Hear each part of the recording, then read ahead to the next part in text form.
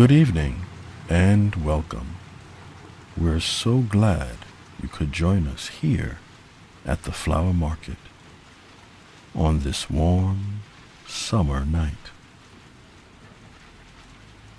Built along the banks of a sleepy canal, the atmosphere from outside the market is one of peace and tranquility. The building's large glass walls blend in with the natural backdrop, almost as if they were invisible. At this time of night, the flowers on the inside connect seamlessly with those on the outside. A warm light glows from inside the market, beckoning passers-by to pause and wander through the aisles, whether to shop or simply to admire the brilliant bouquets on display. As you settle in for the evening, let's deepen your state of relaxation with a short wind-down exercise.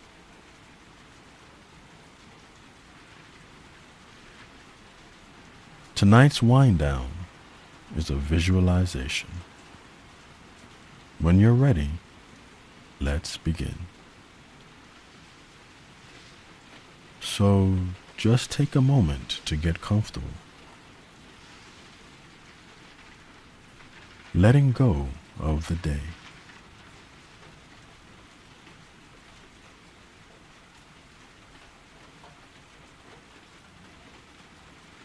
Enjoying that feeling of having stopped, of having nothing left to do. We're going to focus the attention of the mind on the different parts of the body, watching as the muscles in the body switch off for the night, leaving the body feeling rested and leaving the mind more at ease.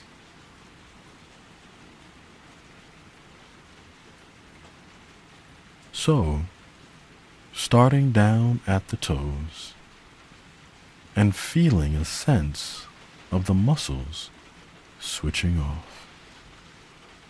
The feet, the arches, all those muscles switching off.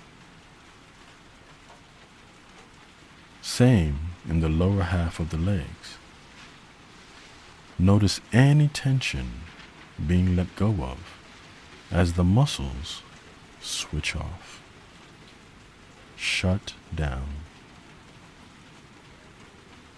In the upper half of the legs, any tension melting away, being let go of. Into the area of the hips, the pelvis. Again, any muscles shutting down for the night. Completely at rest. Everything from the waist downward is heavy, at ease. The muscles in the lower back and the stomach are now switching off. Middle of the back, around the diaphragm, the upper back, and the chest. So, any muscles not needed shutting down, switching off for the night. The shoulders switching off.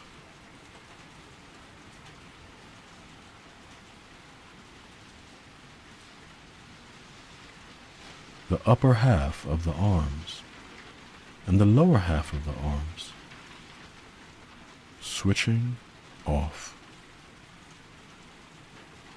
The hands, fingers, just switching off. Any muscles around the throat and the neck, switching off. The head, the face, the jaw, the eyes.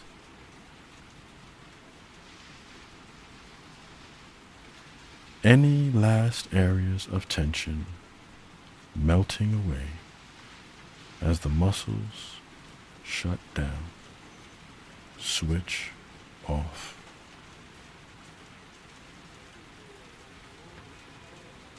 At rest for the night.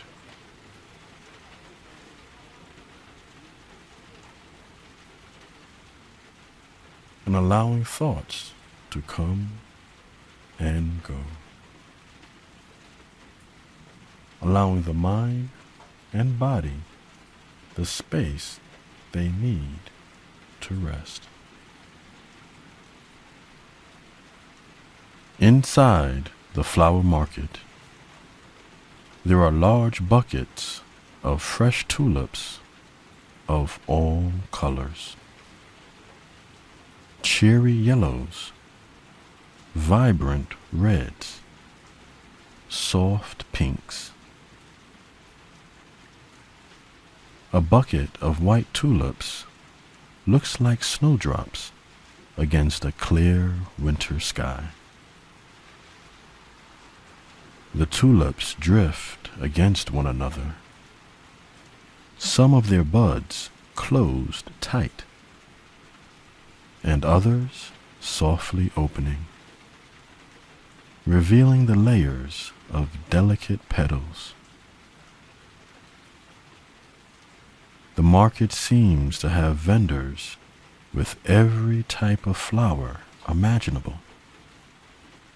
Calendula, roses, cherry blossoms, even cranberry branches. There is even a table for lush greenhouse plants, heart-shaped monsteras in glazed brown pots, hanging strings of pearls dancing toward the ground, spindly aloe plants standing straight up. Here, you're sure to find whatever you're looking for.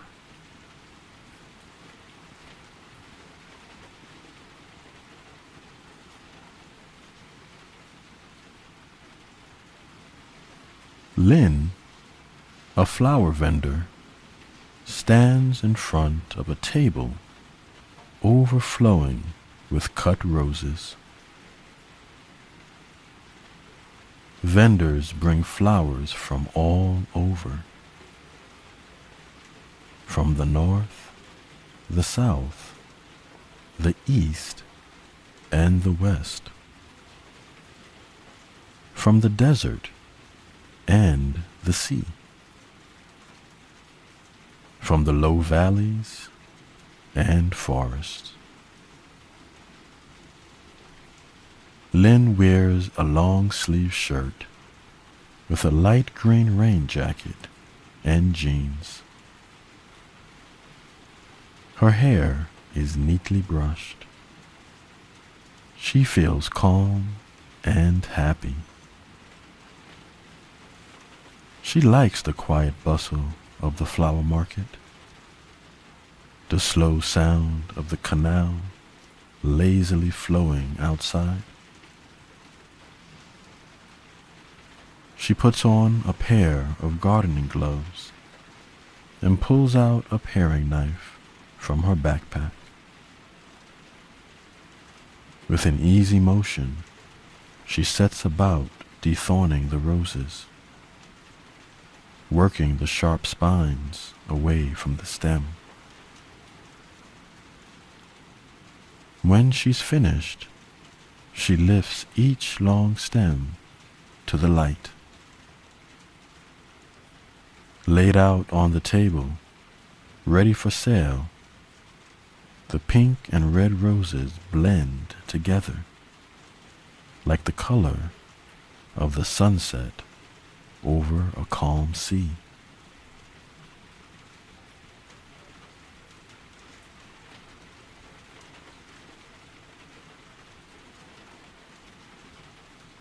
In the back of the flower market, through the glass wall, you see the canal, wide and picturesque. Gorgeous stone buildings dotting its other side.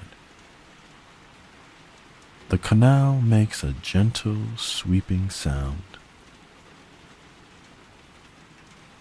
Set against the glass wall, in front of it, is a wooden shelf displaying a selection of vases. Some are ceramic vases, painted in pale colors. Others are made of lightly colored glass, and you can see the silhouettes of the flower stems inside. The whole display looks so elegant, so pristine, with the canal reflecting the moonlight in the background. Relax, the water whispers. Relax, whisper the vases in their simple beauty. The fog begins to roll in over the canal, swirling around the base of the old stone churches and buildings on its banks.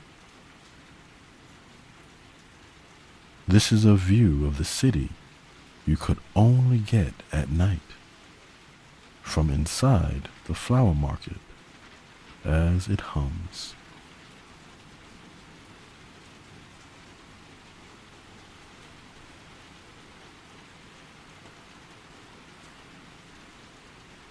A young girl in a yellow corduroy dress gestures to her mother. Together, they move towards a wooden table where the market offers free activities for children. Tonight, supplies are laid out to make bookmarks. Low, square baskets are placed in a row. Each basket is full of pressed flowers.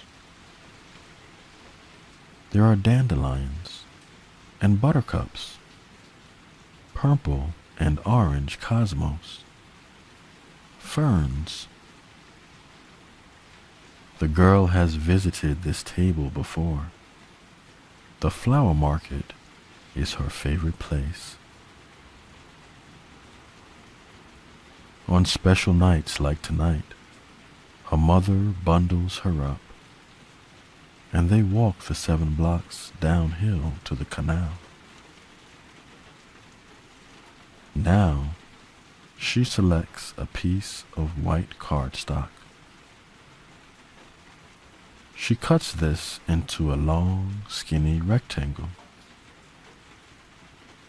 From the basket nearest to her, she selects a buttercup with 5 perfectly pressed petals.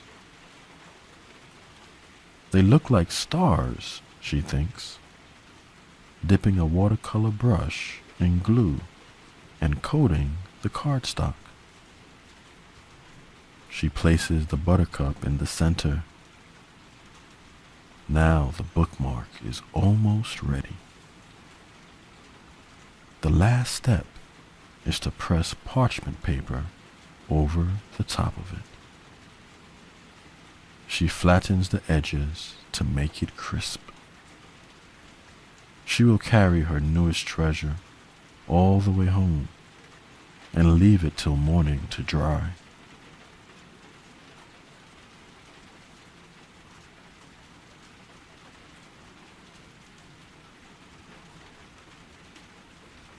In the center of the flower market is a stone fountain where visitors can light tea candles and set them floating on the water. Hannah, a photographer, pauses and kneels down to light one. Then she places it on the surface of the water, watching it spin. Hannah likes coming here at night, when the light is low and the flowers look magical in their shadows. She loves the elegant bouquets, the tasteful displays. The customers who wander the market at this late hour, looking for something. Tonight, she wears an oversized sweater, her camera slung casually over her shoulder. With a serene expression, she considers a display of summer perennials just beyond the fountain. Lavender, phlox, sage, and yarrow. She feels soothed by the tranquil sound of a flower cart as it wheels past. She lifts her camera to her eye, adjusting the meter, the flowers coming in and out of focus.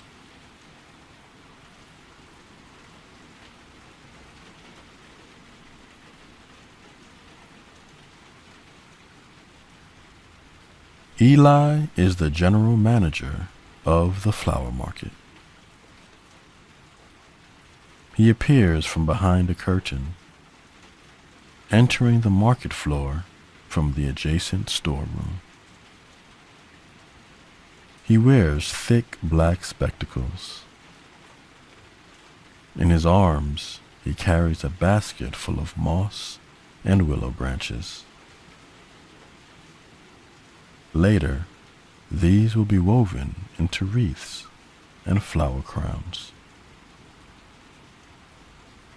He walks past the fountain, past bushels of ranunculi from the south of France, past exotic orchids raised in a greenhouse on a distant coast. There are only a handful of customers at this hour. Eli smiles and nods to them. He recognizes many familiar faces. People from the neighborhood often come by during the off hours to browse. Eli glances through the market's glass walls and gazes at the townhouses on the other side of the street. The narrow houses appear to be leaning slightly against one another, like an illustration from a children's book, blush-colored and blurry in the rain. He smiles to himself, imagining how nice it would be to live in one of those houses right across the street.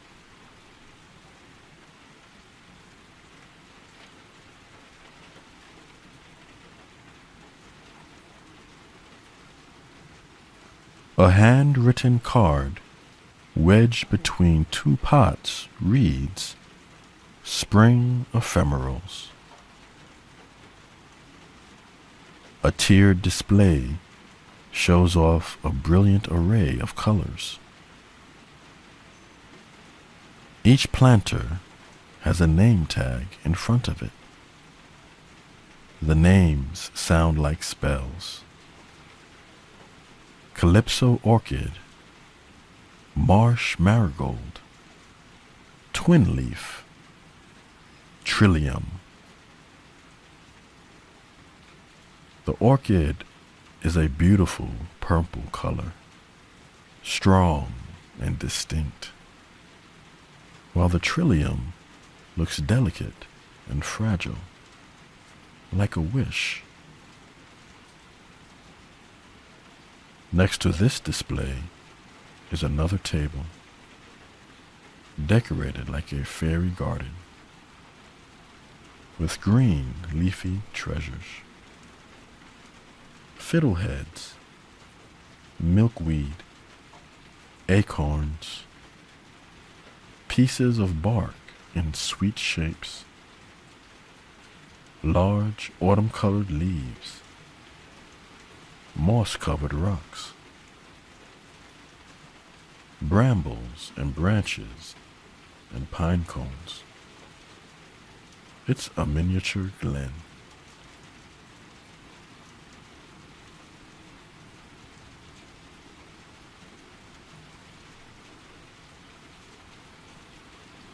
There's a curtain in the back of the market with a sign hanging on it which reads, Ikebana.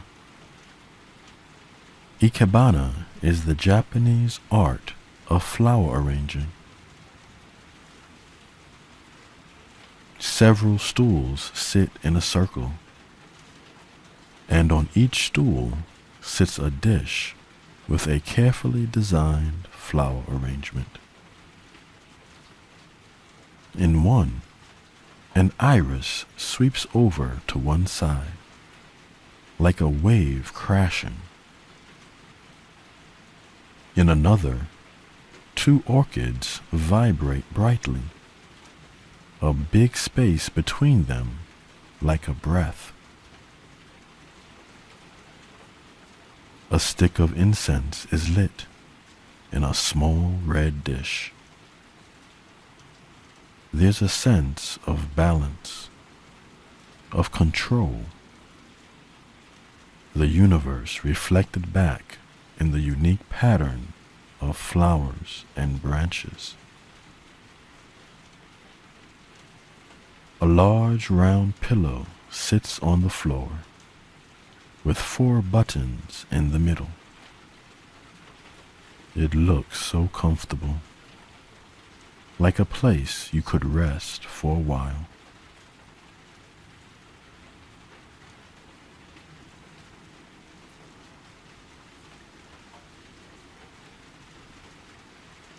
Flora folds small quilts by the front counter.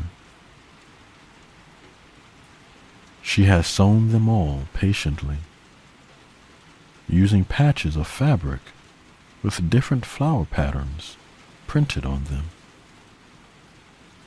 Now they are ready to sell.